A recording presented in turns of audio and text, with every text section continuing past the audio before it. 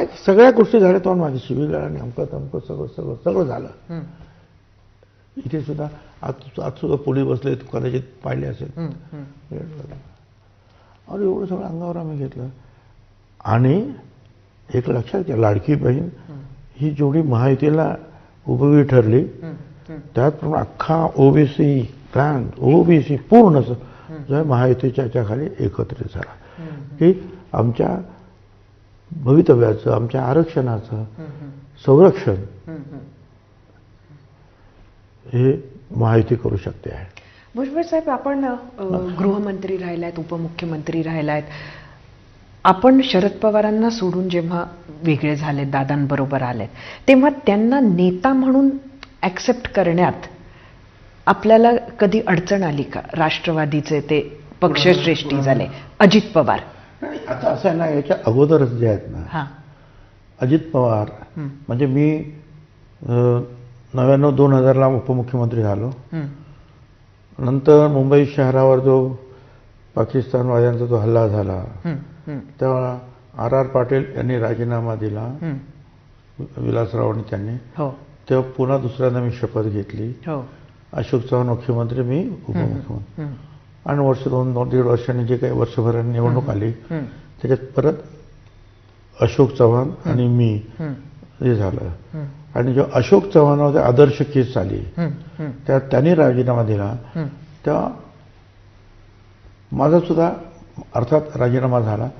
परंतु पुन्हा एकदा शपथ घेताना पवार साहेबांचं म्हणणं होतं की भुजबळांना ठेवा, त्यांची काय चूक आहे. परंतु त्यावेळेला मग तसं सह्यांचं वगैरे राजकारण वगैरे करण्यात आलं. आणि अजितदादांना जे आहे त्यावेळेला राजकारण ते अजितदादांनी केलं. अजितदादांनी केलं. तेव्हापासून मग ठीक आहे, तुम्ही उपमुख्यमंत्री तर उपमुख्यमंत्री, मी काम करतो तुमच्याबरोबर. तेव्हापासून म्हणजे असा अर्थ मी नेता मानलाच ना त्याला. उपमुख्यमंत्री त्यांच्या हाताखाली कामच करत होतो 2009 पासून. तेव्हा काही 2-4 महिने झाले असतील त्यावेळेला, तर 14 पर्यंत. आणि त्याच्यानंतर अजितदादा ज्या वेळेला सकाळीच म्हणजे का पहाटे म्हणा काय म्हणा का 8 वाजता म्हणा शपथविधी घेतली, ती गडबड झाली आणि त्यांना परत ते सगळं राजीनामा द्यावा लागला. तेव्हा त्यांच्या घरी मी स्वतः गेलो की तुम्ही असं काही करू नका, परत इकडे आपले या.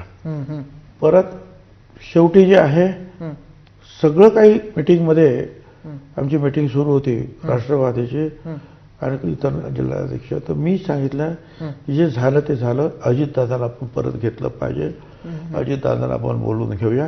काय होतात चुका लोकांनी असते, म्हणून काय एवढं त्यांना टाळायचं काही कारण नाही. अजितदादाला घेतलं. आणि एवढंच नाही, ज्या वेळेला त्यावेळेला पुन्हा जेव्हा सरकार स्थापन झालं आपल्या उद्धव ठाकरेंचं, त्यावेळेला मी सुद्धा पुढे सांगायला की अजितदादालाच उपमुख्यमंत्री करा. काय कारण ते दुखावलेले आहेत, काय काय कारण असेल तर त्यांना आपण बरोबर ठेवूया. हो, मी केलं. आता आणखीन काय करायला पाहिजे? माझ्याबद्दल मनात अडी ठेवण्याचं काही कारणच नाही त्यांनी. मी त्यांच्या कामामध्ये काही अडथळा आणत नव्हतो, जिथे सांगितलं तिथे जात होतो. मग समीर भुजबळांना तुम्ही उभं केलं वगैरे असा काही अडचणीचा?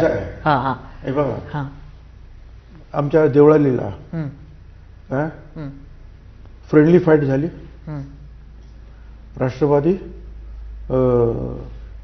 नंतर शिंदे गट, त्यात धनुष्यबाण घड्याळ आणि त्यांच्या विरुद्ध अर्थातच विरोधी पक्ष नेत्यांचं तिथे झाली. सिंदखेडा राजा, तिथे शिंगणे आमच्या विरोधात, डॉक्टर शिंगणे ते पवार साहेबांचे, बरोबर आहे. तिथे आम्ही तिकीट दिलं मनोज कायंदे नावाचे वंजारी समाजाच्या मुलाला, 35 वर्षाचा, त्याला दिलं.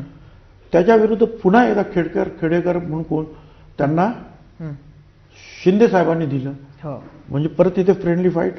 असं 2-4 ठिकाणी झालं. 2-4 ठिकाणी झालं, बरोबर आहे. समीर भाऊ काय त्यांना मी सांगितलं हे बरोबर होत नाही. काय जर त्यांनाच ही सीट गेली असेल महायुतीत, तर तू कसं काय उभं राहू शकतो? तर बरेच लोक जे आहेत लासलगाव आणि आपलं नांदगाव मनमाडचे 400-500 लोक गेले यांच्याकडे, अजित पवार आणि तटकरेंकडे. आणि त्याने सांगितलं, आणि त्यावेळेला मला वाटतं प्रफुल्लभाई पण होते, आणि त्याने सांगितलं असा असा जुलूम आमच्यावर होतोय, दहशत होते, अमुक होत आहे. आमच्या तर कार्यकर्त्यांना विरुद्ध म्हणजे देत तर काहीच नाही, पण त्रास द्यायचं काम चालू आहे राष्ट्रवादीच्या. काय आणि अशा परिस्थितीमध्ये जे आहे शिवीगाळ, तर तुम्ही त्याचा विचार करा. दुसरा कोणी द्या, आमचं काही म्हणणं नाही, त्यांना सांगा. पण पुन्हा ते आल्यानंतर मग या लोकांनी समीर भाऊला उभं करायला ठरलं. समीर भाऊला म्हटलं, मग तू राजीनामा दे अगोदर. त्याने राजीनामा दिला, फ्रेंडली फाईट नाही केली. आणि ती फ्रेंडली फाईट केली असते तर कदाचित वेगळा विचार झाला असता लोकांचा. लक्षात घ्या, त्या मनोज कांदेच्या इथे मी एकटा गेलो तिथे भाषण करायला सिंदखेड राजावर.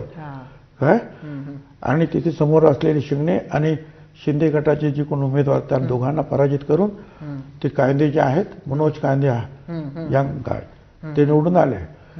समीर भाऊकडे पण कदाचित घड्याळ असतं तर कदाचित वेगळा विचार लोकांनी केला असता. पण ठीक आहे. आणि तिथे किती दादागिरी आहे हे तुम्ही सगळ्यांनी पाहिलं. म्हणजे फॉर्म भरण्याच्या दिवशी जे आहे शिवीगाळ, ती तुमच्या सगळ्या चॅनलने कॅच केलेली आहे. एवढंच नाही, निवडणुकीच्या दिवशी तुझा फिक्स मर्डर फिक्स, तुझा मर्डर फिक्स समीर, हे सगळ्यांनी पाहिलं. आता सगळ्यांच्या समोर एवढी दादागिरी, तर एरवी मग किती लोकांना त्या मतदारसंघामध्ये जुलूम असेल याचा आपण विचार करा अशा माणसावर. पण ठीक आहे, समीर भाऊ पडले. पण मग त्यावेळेला काय ते नाही, त्यावेळेला तुम्हाला वाटलं का की इतर ठिकाणी फ्रेंडली फाईट्स होऊ देतात पण नांदगावला होऊ दिली नाही, तर तुम्हाला त्यावेळेला काही वाटलं का की काहीतरी तुमच्या बद्दल दादांना काही मनात? आता मी नाही ते सांगू शकणार, काय कारण कधी कधी असं आहे की एवढं प्रेशर खाली असतात ही मंडळी. मी ज्या मुलाचं नाव सांगितलं, आता आमदार झाले ते मनोज कांदे, 2 दिवस अगोदर इथून पत्र गेलं आमच्या मुंबईवरून, आमच्या पक्षाचं, की आम्ही याची उमेदवारी माघार घेतो. आणि ते फिरलं तरी सुद्धा आम्ही सांगितलं, आमच्या लोकांनी सांगितलं नाही तू उभं राहायचं, आता निवडून आला. आता तर एवढं तुम्ही प्रेशर खाली येत असाल तर मग काय स्वतंत्र अडचण नको, आमच्या पक्षाची महायुतीची अडचण नको, तू राजीनामा देऊन जा.